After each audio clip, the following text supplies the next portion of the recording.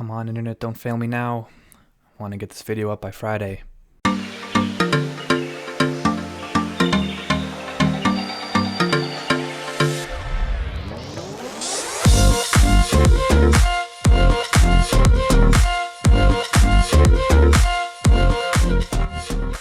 Wandavision episode 7 is now streaming on Disney+. In this video, I'm going to share my thoughts with spoilers, so if you have not seen the episode yet, please make sure you go and watch it before watching this video.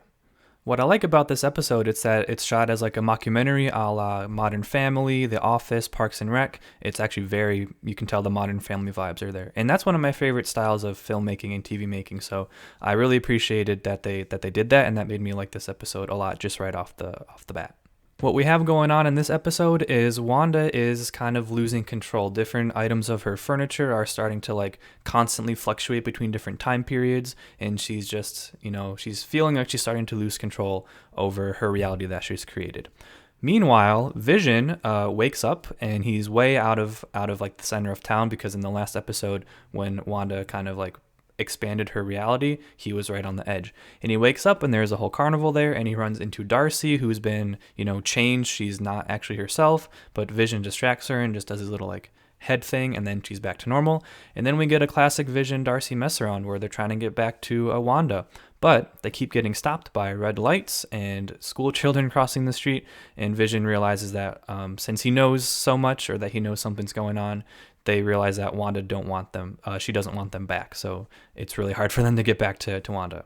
On the outside of the Hex, we have Jimmy Woo and Monica Rambeau, who call in for a space rover, because they think it's going to be made of material that can get through the wall. And as Monica Rambeau is driving through, she gets stuck halfway through, and she's like, okay, we can't go through in that vehicle, so I'm just going to go in on my own. So she like starts to push through, and she has this huge moment where you hear voices of herself as a young child. You hear Captain Marvel, and then she jumps in and her eyes are blue, and she can see like different colors and stuff. And I was watching and I'm like, did she just get superpowers?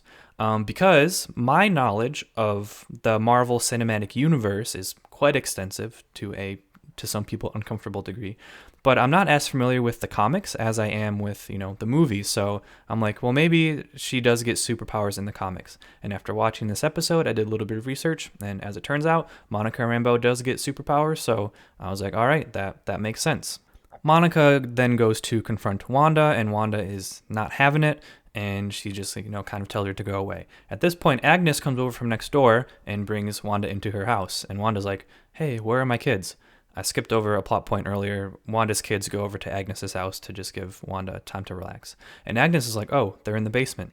And this is where the show, at least for this episode, turned into like a horror movie. I had to look away from the screen because she opens the basement door and it's like, dark and mysterious, and they got ominous music playing, and she's walking down and she enters this room, and there's like some weird books there, and it's just, like odd vibes. And then Agnes comes in and she's like, you didn't think you were the only one with magic in this town, did you?